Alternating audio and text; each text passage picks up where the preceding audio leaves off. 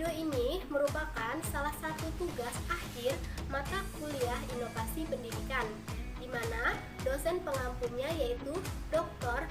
Haji Dadang Rahman Munandar.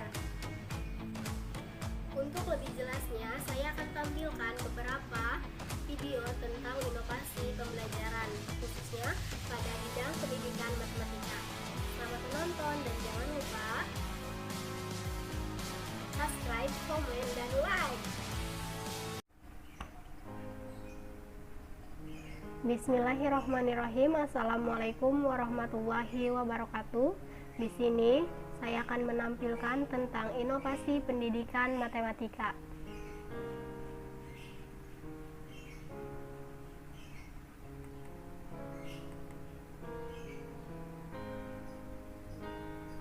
Nah, pendahuluannya untuk satuan pendidikannya saya mengambil sekolah menengah pertama atau SMP. Untuk materi pelajarannya yaitu matematika, dan untuk materi pokoknya yaitu aritmatika. Untuk standar kompetensinya yaitu 3.9 dan 4.9. Dan untuk semester atau kelas saya mengambil kelas 7 di semester 2. Metode pembelajarannya yaitu problem based learning. Nah, apa itu PBL? PBL adalah pembelajaran berbasis masalah, merupakan sebuah model pembelajaran yang menyajikan masalah kontekstual sehingga merangsang peserta didik untuk belajar. Model pembelajaran berbasis ini dilakukan dengan adanya pemberian rangsangan berupa masalah yang kemudian dilakukan pemecahannya oleh peserta didik. Menurut Kemendikbud 2013. Kelebihan dari PBL ini yang pertama, pemecahan masalah sangat efektif digunakan untuk memahami isi pelajaran. Yang kedua, pemecahan masalah akan mendobrak dan menantang kemampuan siswa serta memberikan kepuasan untuk menentukan pengetahuan baru bagi siswa. Yang ketiga, pemecahan masalah menjadikan aktivitas pembelajaran siswa lebih meningkat. Yang keempat, pemecahan masalah dapat membantu siswa mengetahui bagaimana mentransfer pengetahuan mereka memahami masalah dalam kehidupan nyata. Yang kelima, pemecahan masalah dapat membantu siswa untuk mengembangkan pengetahuan barunya dan bertanggung jawab dalam pembelajaran yang mereka lakukan. Yang keenam, siswa menjadi lebih peka terhadap permasalahan yang terjadi di lingkungan sekitar. Di sini ada tujuan dari pembelajaran PBL, di mana siswa mengembangkan keterampilan berpikir dan keterampilan pemecahan masalah. Yang kedua, menjadi siswa yang mandiri. Yang ketiga, belajar peranan orang dewasa yang otentik. Yang keempat, untuk pergerakan pada level pemahaman yang lebih umum, membuat kemungkinan transfer pengetahuan baru. Yang kelima, mengembangkan pemikiran kritis dan keterampilan kreatif. Yang keenam, meningkatkan motivasi belajar siswa. Yang ketujuh, peningkatan kemampuan memecahkan masalah. Yang kedelapan, membantu siswa belajar untuk mentransfer pengetahuan dengan situasi baru. Selanjutnya di sini ada langkah-langkah dari PBL, di mana yang pertama, orientasi siswa pada masalah. Yang kedua, mengorganisasi siswa. Yang ketiga, membimbing penyelidikan. Yang keempat, mengembangkan hasil karya. Dan yang kelima, analisis dan evaluasi. Selanjutnya di sini ada kegiatan pembelajaran, di mana langkah-langkah kegiatan pembelajarannya yaitu diantaranya yang pertama di sini ada kompetensi dasar, indikator pencapaian pembelajaran dan tujuan pembelajaran. Di mana kompetensi dasar ini saya mengambil pada kompetensi dasar 3.9 dan 4.9 sesuai dengan Permendikbud, yaitu mengenal dan menganalisis berbagai situasi terkait aritmatika sosial, yaitu penjumlahan, pembelian, potongan, keuntungan, kerugian, bunga tunggal, persentase, bruto, neto, dan tara. 4.9-nya yaitu menyelesaikan masalah yang berkaitan dengan aritmatika sosial, merupakan penjumlahan, pembelian, potongan, keuntungan, kerugian, bunga tunggal, bruto, neto, dan tara. Untuk indikator pencapaian pembelajarannya, yang pertama, mengidentifikasi fenomena atau aktivitas yang terkait dengan aritmatika sosial. Yang kedua, mengkategorikan informasi yang terkait dengan aritmatika sosial.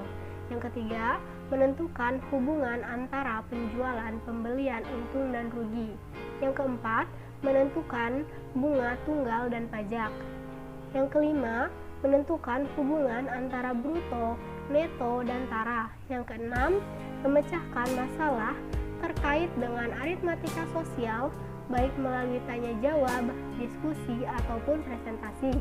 Yang ketujuh, menyimpulkan masalah dalam soal cerita yang berkaitan dengan aritmatika sosial. Selanjutnya di sini ada tujuan pembelajarannya, di mana tujuan pembelajarannya yaitu peserta didik dilatih untuk berani bertanya, berpendapat, mendengarkan pendapat orang lain, menunjukkan rasa ingin tahu dengan melakukan pengamatan, perdagangan atau jual beli. Peserta didik dapat mengkomunikasikan pengetahuannya tentang bunga tunggal. Peserta didik dapat mengkomunikasikan konsep dan reali bunga tunggal, persentase, bruto, neto, dan tara dalam kehidupan sehari-hari. Peserta didik dapat menyelesaikan masalah yang berkaitan dengan bunga tunggal, presentasi, bruto, neto, dan tara. Selanjutnya di sini ada perangkat pembelajaran, di mana perangkat pembelajarannya itu ada media, sumber, dan alat. Untuk media, kita menggunakan presentasi PPT, di mana akan menampilkan bahan materi dari PPT. Dan yang kedua yaitu video animasi.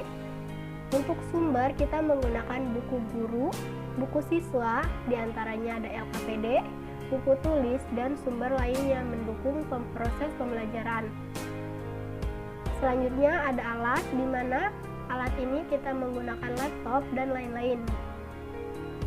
Selanjutnya ada kegiatan pendahuluan, di mana kegiatan pendahuluan ini peserta didik diharapkan masuk sesuai jam yang sudah ditentukan. Yang kedua, guru memberi salam dan mengajak peserta didik untuk berdoa sebelum pembelajaran dimulai dan dipimpin oleh ketua kelas. Ini sifatnya religius. Yang ketiga, guru mengecek kehadiran peserta didik. Yang keempat, guru menyampaikan tujuan dan manfaat tentang topik aritmatika. Yang kelima, guru menyampaikan garis besar, cangkupan materi, dan langkah pembelajaran.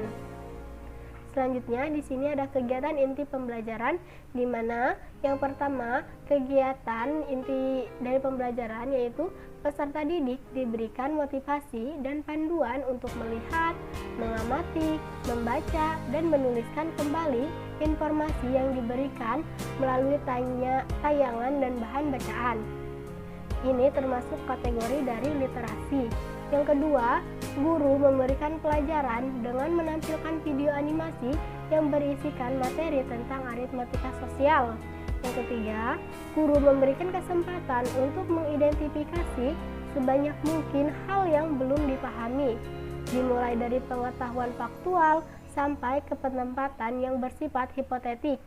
Pernyataan ini harus berkaitan dengan materi aritmatika.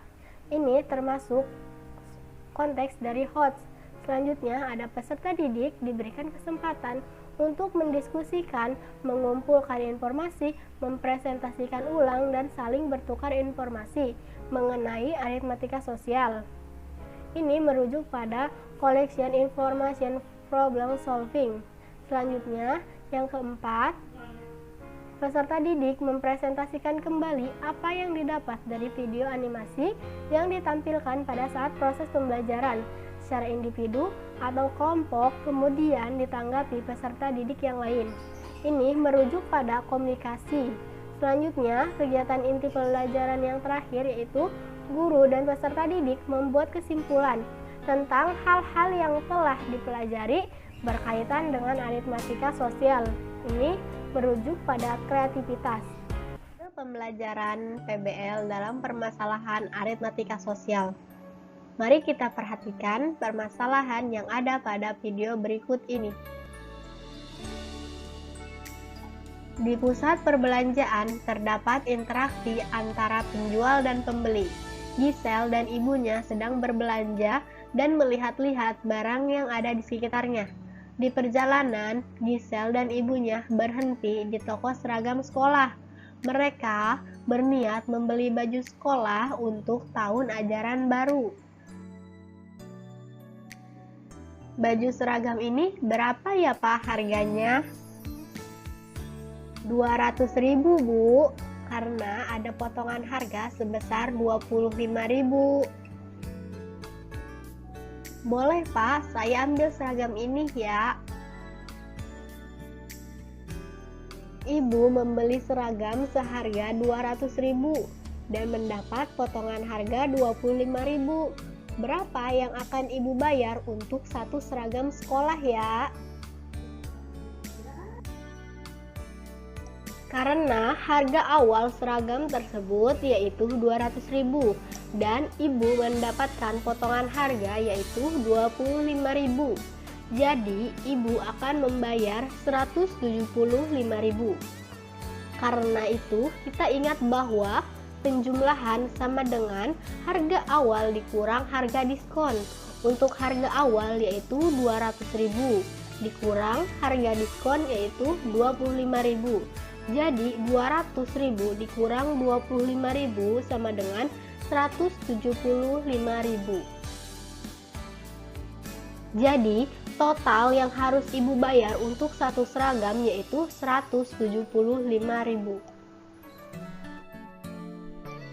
Di saat perjalanan pulang, Ibu dan Giselle membeli bakso. Di sana mereka mendengarkan cerita tukang bakso bahwa tukang bakso tersebut baru saja membeli motor dengan harga 4 juta dan setelah seminggu tukang bakso tersebut menjual motor dengan harga 4.200.000. Kira-kira berapa ya keuntungan yang didapat tukang bakso tersebut ya Bu?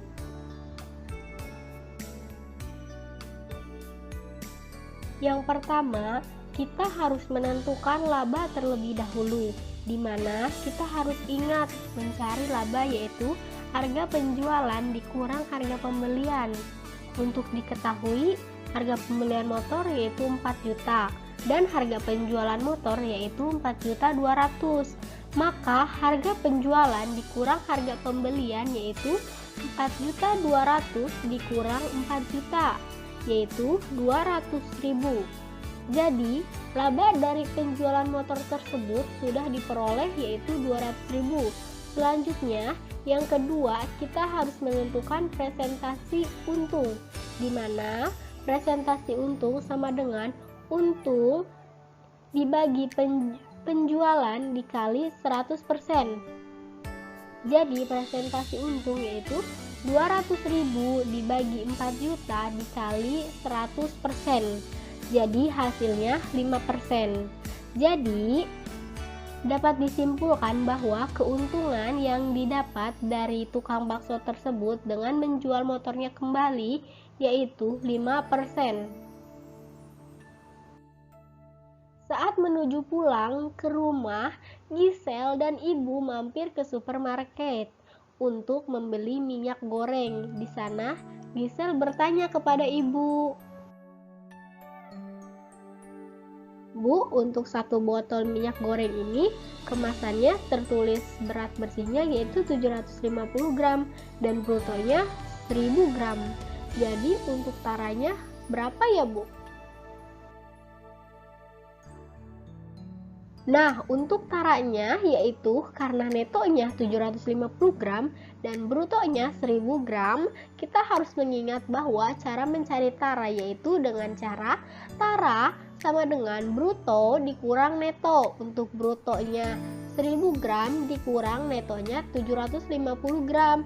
Jadi 1000 dikurang 750, maka hasilnya 250. Jadi tara dalam satu kemasan botol minyak goreng yaitu 250 gram. Nah, sesampainya di rumah, Bapak memberikan Ibu hasil kerja sebesar 2.500.000. Tetapi, Bapak harus membayar pajak sebesar 2,5% dan Bapak memberikan uang kepada Ibu sebanyak 2.437.500. Lalu Gisel bertanya, gaji Bapak kan 2.500.000. Kenapa menjadi 2.437.500 yang diberikan ke Ibu? Karena penghasilan Bapak dipotong 2,5%, yaitu penghasilan kena pajaknya 2.500.000. Besar pajak penghasilan 2,5% dibagi 100 dikali 2.500.000 menghasilkan 62.500. Jadi, gaji yang diterima Bapak setiap bulannya yaitu 2.500.000 dikurang 62.500 sehingga menghasilkan 2.437.500. Jadi, gaji yang diterima Bapak setiap bulannya dengan potongan pajak 2,5% yaitu 2,437,5. Terima kasih perhatiannya. Semoga penjelasan tadi dapat dimengerti buat teman-teman semuanya. Terima kasih telah menonton dari awal sampai akhir. Semoga bermanfaat.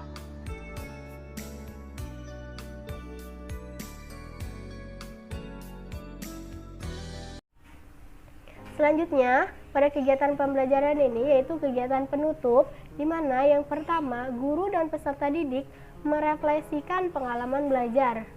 Yang kedua, guru mencukupkan pembelajaran dan memberikan alih kepada ketua kelas untuk memimpin doa untuk mengakhiri pembelajaran hari ini. Dan yang ketiga, guru menyampaikan rencana pembelajaran pada pertemuan berikutnya. Dan yang terakhir yaitu guru memberikan salam. Selanjutnya di sini ada penilaian hasil belajar, di mana penilaian hasil belajar yaitu mencakup 3 nilai. Yang pertama, nilai sikap, nilai pengetahuan, dan nilai keterampilan. Di mana untuk nilai sikap diperoleh dari nilai sikap jujur, disiplin, tanggung jawab, dan kerjasama. Untuk nilai pengetahuan yaitu diambil dari tes tulis, ulangan harian, penugasan pada LKPD. Yang ketiga, pada nilai keterampilan diambil dari penilaian portofolio. Kesimpulan tentang metode pembelajaran berbasis masalah ini yaitu salah satu cara menyajikan masalah pembelajaran dengan mendorong peserta didik untuk mencari dan memecahkan suatu masalah atau persoalan dalam rangka pencapaian tujuan pembelajaran. Dengan penerapan model pembelajaran berbasis masalah ini, peserta didik dilatih untuk dapat menemukan suatu masalah sekaligus menentukan alternatif solusi pemecahannya. Masalah yang disajikan fokus dalam pembelajaran merupakan masalah nyata atau kontekstual, sehingga peserta didik dapat merasakan hasilnya secara langsung. Semoga bermanfaat apa yang saya sampaikan. Kurang dan lebihnya